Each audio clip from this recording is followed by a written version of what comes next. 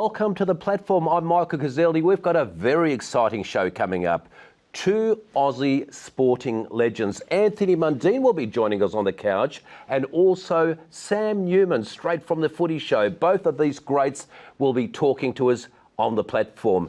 Powderfinger Darren Middleton will be our musical performance. We've got the beautiful Rosanna Faraci dancing away at the St Kilda Festival, and Togsy will be filling in for Warwick Kappa this week. But let's have a look at the great man and legend, Anthony Mundine.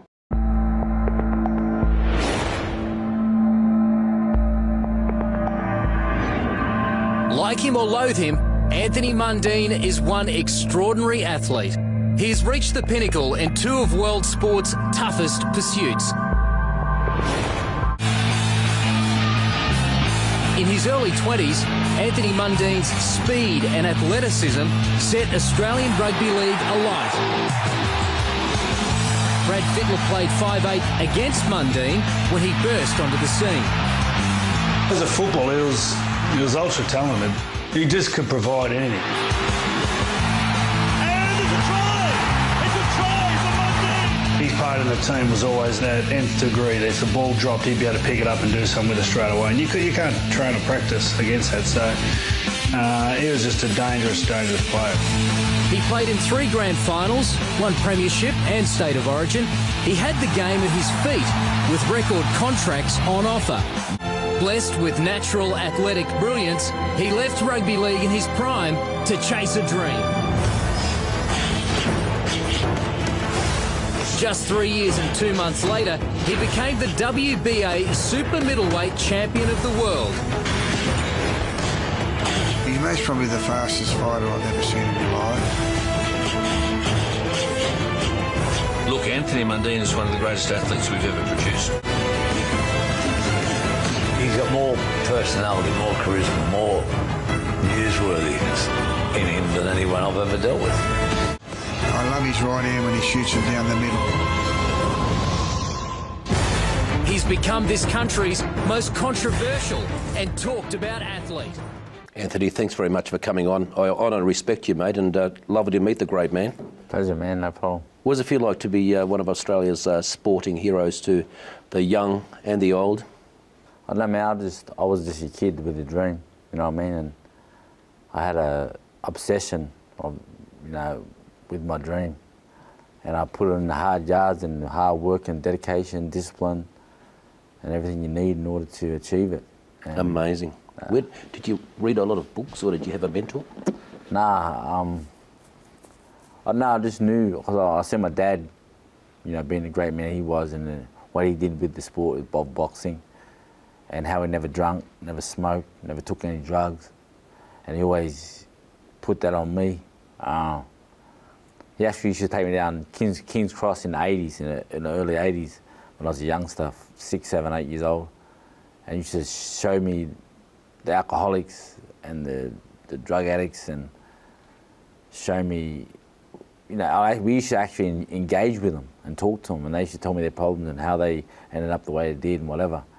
And, telling me never to choose this route, and just show me what, if you make that choice, that's a dead-end street, basically. And so, Tony Mundine was a beautiful human being. What was your relationship like with your dad? It was pretty, Dad, I love my dad to death, I look up to him as a man. He's a great man, great father. He was always there for me. In any circumstance I need him, so yeah, I can't speak any higher of him. Tony, I think people love you so much because you're very authentic and real, and you say it the way it is, and I'd say you're supremely confident. You don't just sort of sugarcoat things. You say it the way it is, which I respect and admire. I just keep it real, man. You keep it real. I keep it 100% real. Some people don't like real. Of course, the truth is like a rock. This is a Malcolm X quote. The truth is like a rock. You throw it into a pack of dogs, and the one that it hits will bark the loudest. So the truth is powerful, and obviously you're going to always have, those that go against the truth, or don't see it as the truth. And you're going to have your detractors and your haters, whatever.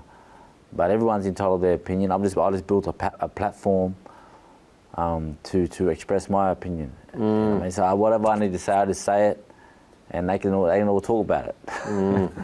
You're a tough man, Tony Mundine, but I can feel the warmth in your heart, bro. I can feel there's faith going through those veins. Oh yeah, man. I fear God, man. I fear God. Like I just come out of the jungle recently. Yeah, how was that? And you don't get much to eat, and you don't get much to drink. You drink water, but you don't get the things you like or whatever. We might just have a look at the jungle and see what fun you had there, bro, and then we'll ask you about your life story. But celebrity, get me out of here. And now to be the two of you to be voted in, what are Australia thinking? Just want to torment me, I think. In the camp, when we announced this trial, we mentioned the dark, we mentioned snakes, we mentioned being underground.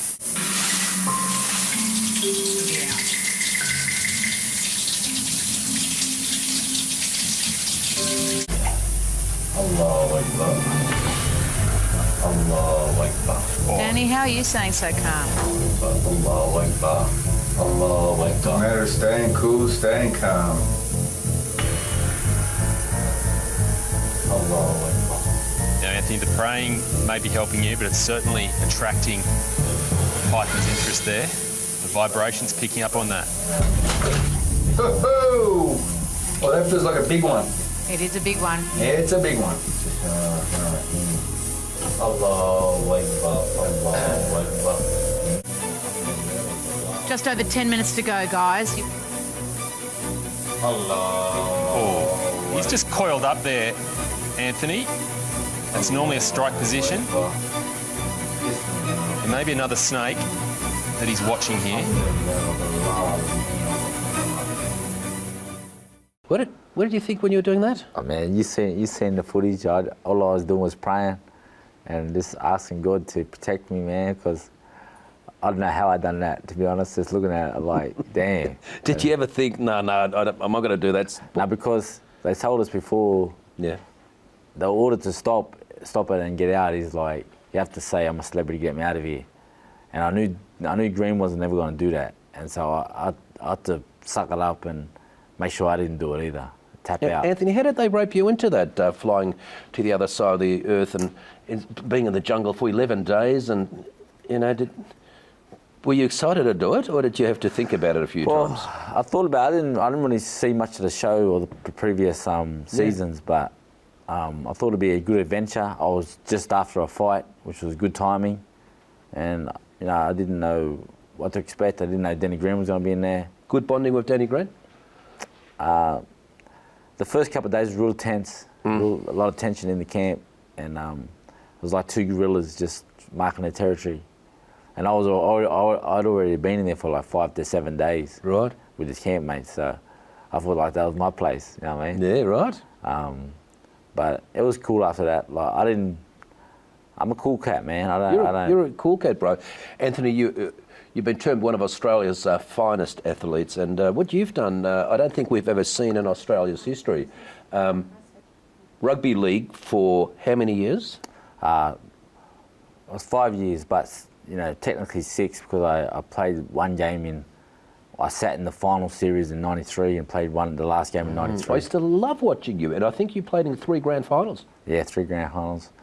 Two with both comps, under the ARL banner, but one with the Super League comp, which they split the comps 1 year '97. We won the Super League comp with the Brisbane Broncos. I think we would have beat any team that year. Obviously we had a superstar team. A lot of training in those days? Definitely. I mean, you can't get anywhere without hard work. No. You know what I mean? That's all it is, man. It's like hard work, dedication. Like, hard work always beats talent. But if you got the talent and the hard work, then you're just a different animal. You're just going to be a different beast. And what inspired you, Tony, to then get into boxing? Were you already boxing? No, I was a rugby league player. Since I was 4 years old, I played league. I mean, that's like our AFL up there, up in New South Wales and Queensland. That's like our AFL. It's like the biggest sport. And my dad actually come to Sydney to play footy, but then he got pulled into boxing, then just loved it. So I was playing footy all the way up. But then by the time I was 7, 8, maybe 9, 10, I knew I had because of the bloodlines of fighting. I knew that I could, I used to throw a muck around. I knew I had talent in the, with my hands. Love it. And what are the plans for the grade man over the next 12 months? Well, man, I had a bad hip for years, for 10 years, and I got that fixed a couple of years ago. I feel too good. I'm just going to go till someone beats me. But I want that Jeff Horn. I want to show him what's up and show the people that if he beats me, I'm done. But there's no chance. Anthony Mundine, thank you very much. I honour and respect you, and we'll see you soon. And thank you very much for watching. We've got Warwick's World coming up next, but Warwick's interstate, so we've got Togsy filling in. See you soon.